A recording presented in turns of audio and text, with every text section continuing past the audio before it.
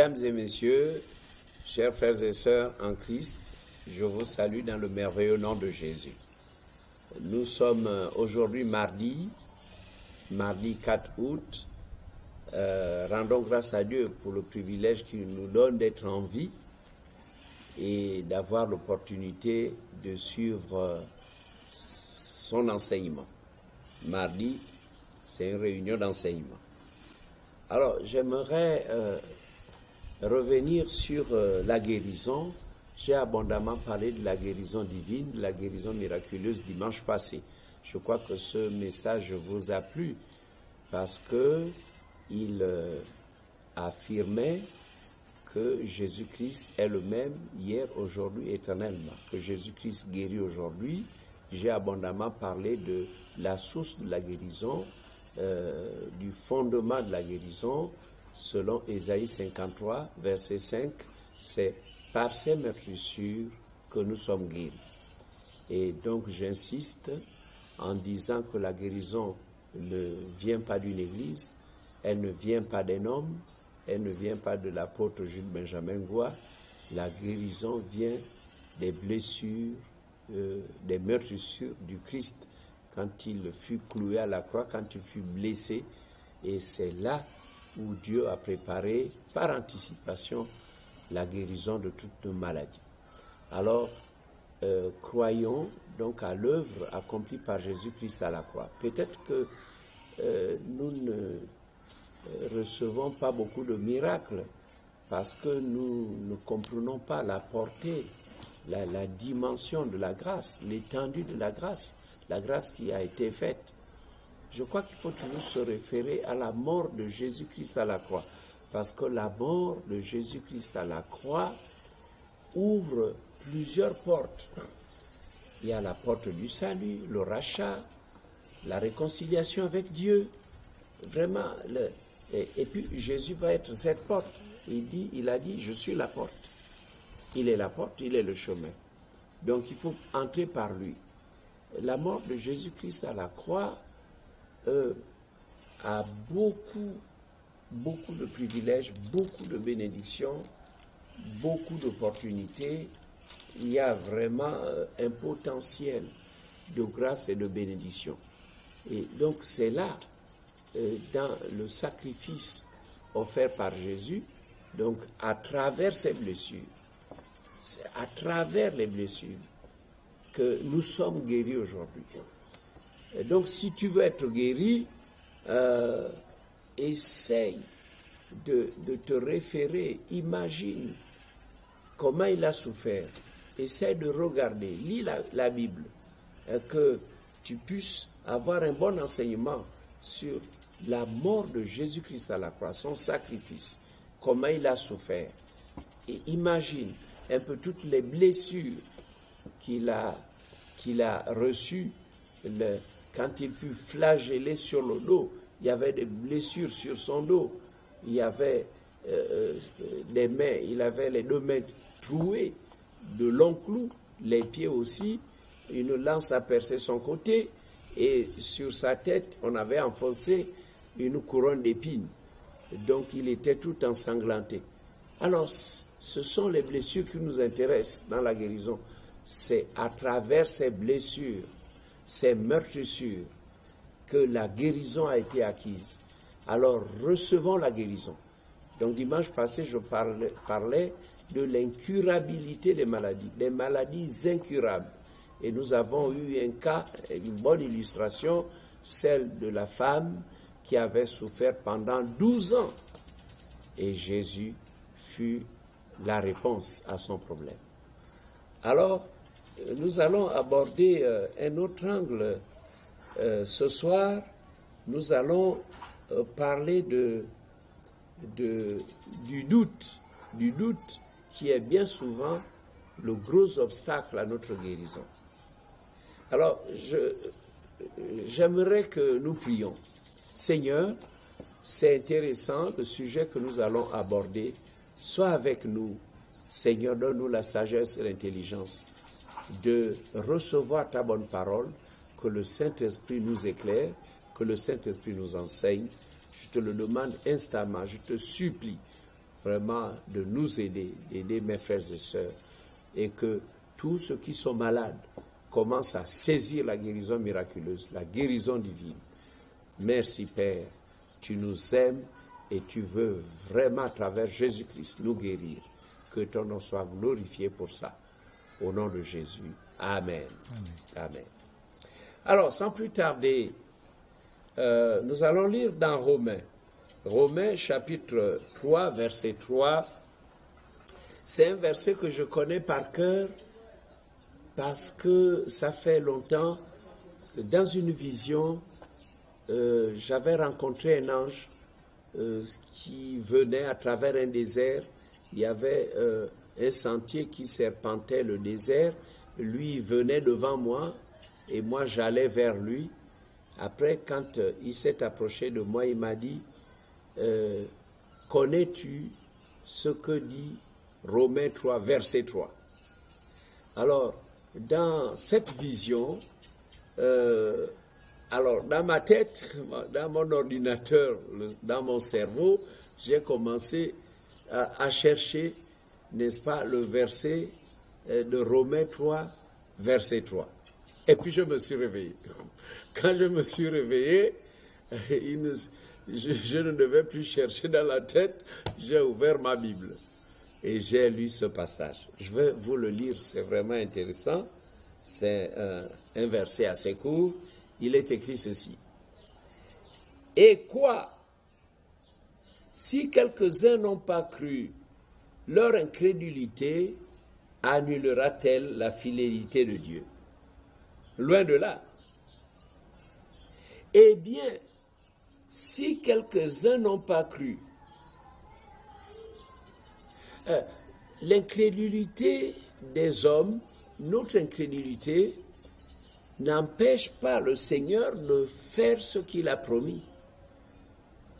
Dieu, dans sa souveraineté, a dit, il a décidé ce que sa bouche dit, sa main l'accomplit.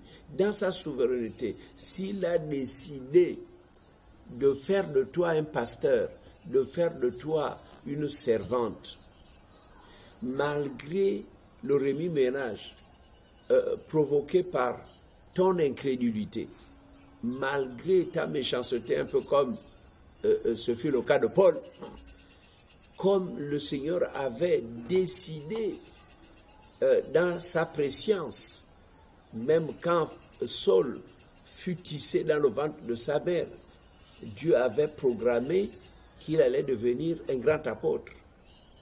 Alors, quelle que soit notre incrédulité, quels que soient les obstacles, Dieu va toujours accomplir ses desseins, sa volonté souveraine.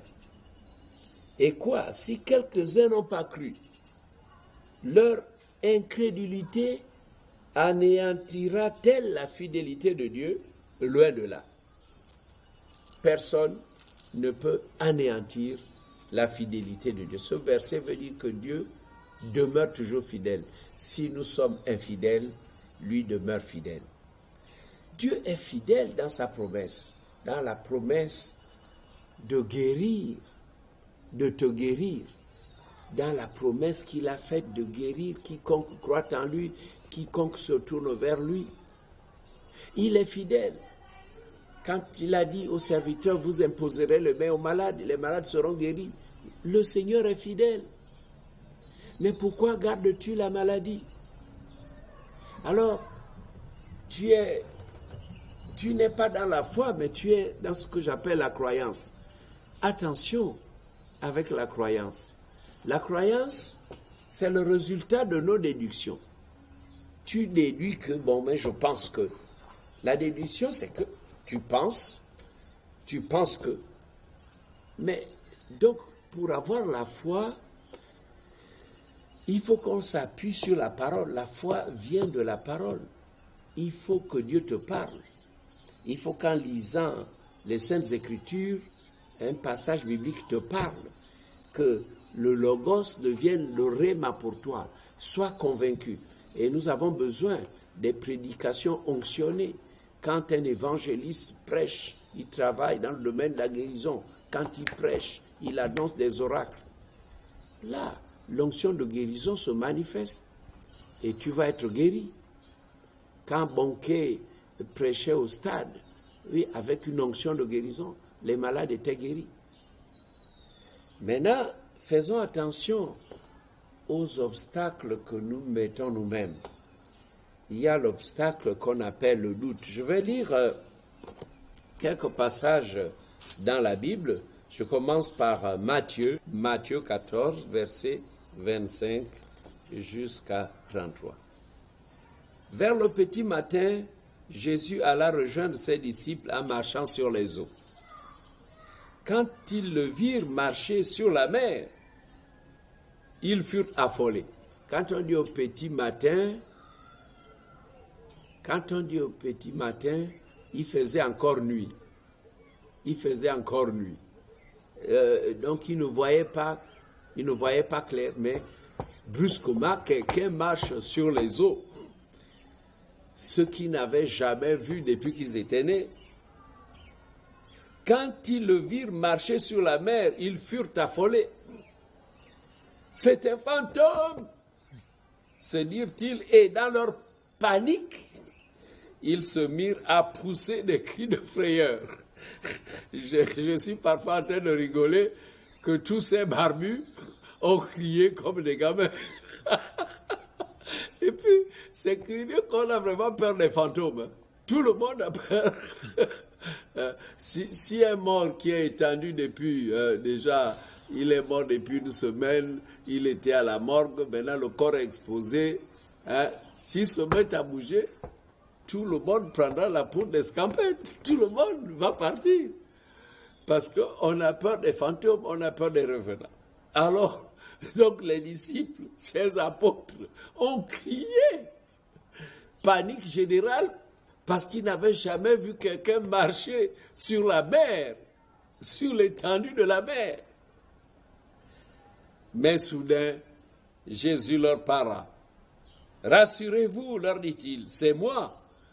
N'ayez pas peur. » Alors Pierre lui dit, « Si c'est toi, Seigneur, donne-moi l'ordre de venir te rejoindre sur l'eau. » Aussitôt, Jésus lui dit, « Viens, lui dit Jésus. » Aussitôt Pierre sauta de la barque et se mit à marcher sur l'eau en direction de Jésus.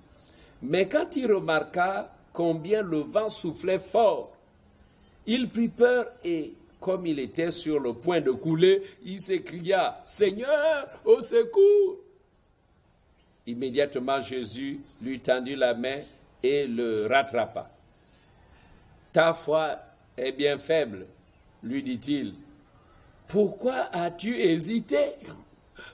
Pierre, ta foi est bien faible. Pourquoi as-tu hésité? Je crois que ce passage peut nous aider. Tu marches déjà sur les eaux. C'est-à-dire que tu es sur le chemin de la guérison. Tu es sur le chemin de la guérison, peut-être que tu sens un léger mieux depuis qu'on t'a imposé les mains, depuis que l'homme de Dieu a prié, depuis qu'on a prié pour toi. Tu te sens mieux et ça va de mieux en mieux. Mais attention, si le doute revient, annuler le doute, vient annuler, n'est-ce pas, ce qui est en train de se construire. Donc là, l'exemple de la panique de Pierre peut nous enseigner. Pierre, à ce moment précis, quand il a commencé à marcher, c'est comme s'il n'y avait pas trop de vagues. Mais on ne sait à quelle distance se trouvait Jésus. Et bien pour rattraper Jésus là où il était, le vent, il y a eu une poussée de vent, il y a eu un creux de vagues assez profond. Alors, Pierre, au lieu de regarder à Jésus, maintenant il regardait la hauteur de la vague et la profondeur du creux de la vague. Alors, il a eu peur. Et quand il a eu peur, il a commencé à s'enfoncer. Il a commencé à couler. Il a commencé à se noyer. Et obligé de crier, Seigneur, viens à mon secours. Alors Jésus lui tendit la main et le saisit. Alors Jésus lui dit, ta foi est faible. Ta foi est faible. Pourquoi as-tu hésité? Pourquoi as-tu douté? C'est ça, le péché des chrétiens. Le péché de chacun de nous. Et ta maladie est là à cause de ce péché, le doute. Pourquoi doutes-tu? Nous irons lire aussi dans Marc. N'oubliez pas ce que je suis en train de lire, hein, c'est la parole qui vous enseigne. Marc chapitre 11, verset 22. Commençons la lecture au verset 22. Il est écrit ceci. Jésus saisit l'occasion pour leur dire, « Ayez toujours foi en Dieu. Je vous assure que si quelqu'un dit à cette colline ou à cette montagne, « Soulève-toi de là et jette-toi dans la mer », s'il n'a aucun doute dans son cœur, mais que sans la moindre hésitation, il croit que ce qu'il dit se produira, il verra la chose s'accomplir. C'est pourquoi je vous le déclare, lorsque vous demandez quelque chose dans vos prières, quoi que ce soit que vous demandiez, croyez que vous l'avez déjà reçu et cela vous sera accordé. Ces versets-là sont là à ton chevet, dans ta Bible, et tu gémis. Non, chasse cette maladie. Non, l'heure d'être guéri est arrivée. Hein? Confesse seulement le doute. Bon, as-tu un peu gêné pour évacuer tous les doutes? Tous les doutes qui jonchent ta vie. Est-ce qu'on cherche Dieu? Est-ce qu'on se bat pour décaper l'incrédulité? Il faut aussi gêner pour demander au Seigneur d'augmenter notre foi. Il faut que la foi augmente. Ça fait longtemps que tu es à l'église, mais ça fait longtemps que tu gémis. Jésus n'a pas changé. Il est le même hier, aujourd'hui, éternellement. Reconnaissons qu'il y a un mélange. Il y a un peu de foi, un peu de doute, et c'est comme ça. Mais il n'y a pas de défaut en Dieu. Si, comme nous l'avons lu dans Romains 3, verset 3, je ne sais pas pourquoi cet ange est venu me dire, connais-tu ce que dit Romains 3, verset 3? C'était en vision. Connais-tu ce que dit Romains chapitre 3, verset 3? Alors, quand je me suis réveillé, la première des choses, c'était d'ouvrir la Bible. Eh bien, ce verset dit que est-ce que notre incrédulité annulera-t-elle la fidélité de Dieu?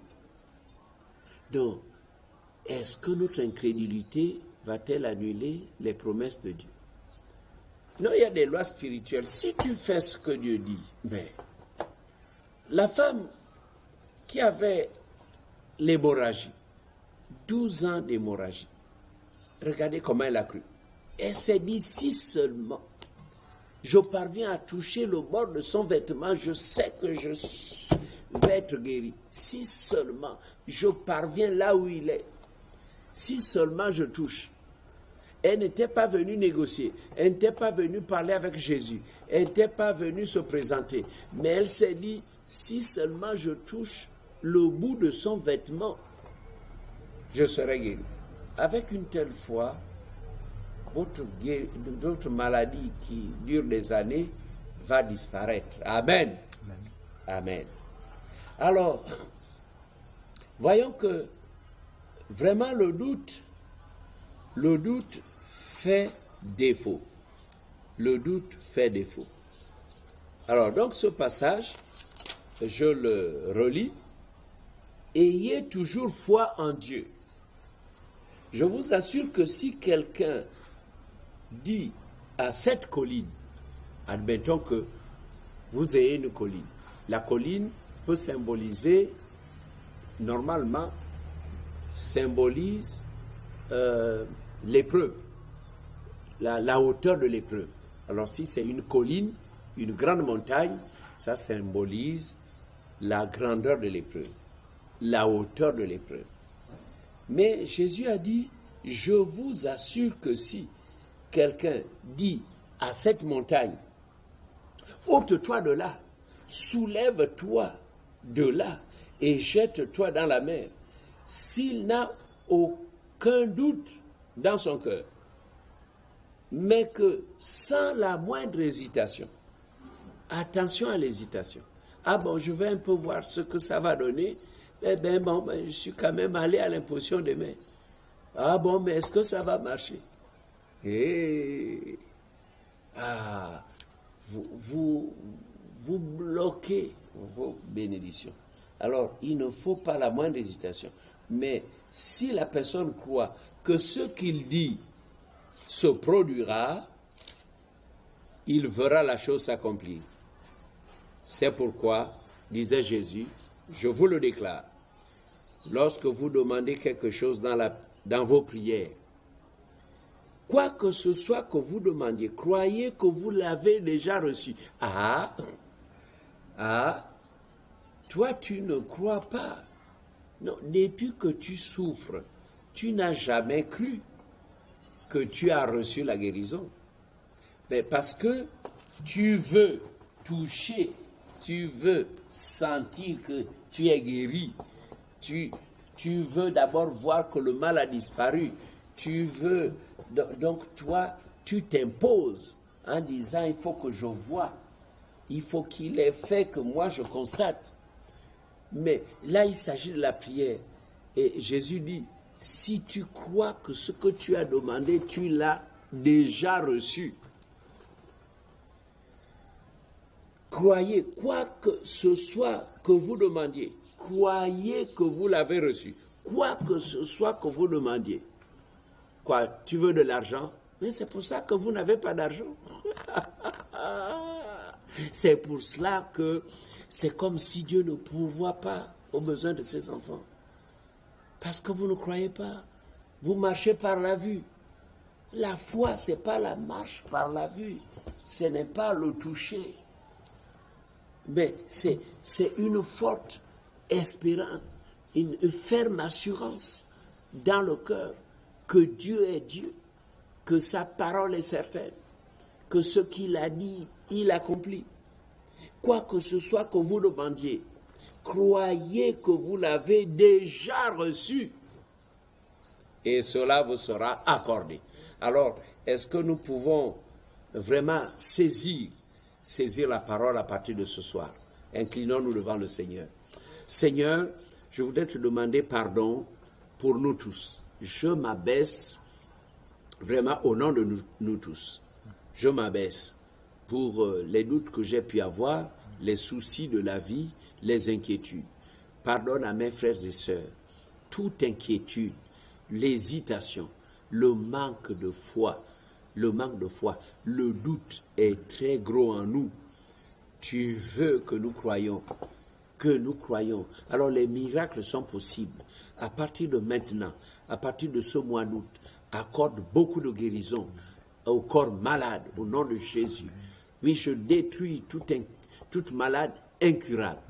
Comme j'ai prié dimanche, que toute maladie, les maladies qui sont là, les diabètes, les tensions artérielles, toutes ces maladies, les prostates, Seigneur, guéris cet homme, guéris cette femme, guéris chacun de nous. Seigneur, oh oui, tu n'as pas changé et nous voulons te glorifier. Il est temps que le peuple de Dieu te loue, t'acclame, te célèbre et qu'à travers nos témoignages, les âmes viennent de partout. Seigneur, merci pour ce que tu vas faire. Apprends-nous, Seigneur, que le Saint-Esprit nous fortifie, qu'à partir de maintenant, quand je demande quelque chose que je crois que j'ai déjà reçu la chose, Et toi, tu dis, et vous la verrez s'accomplir. Merci pour ta bonne parole, Père, au nom de Jésus. Amen. Soyez bénis.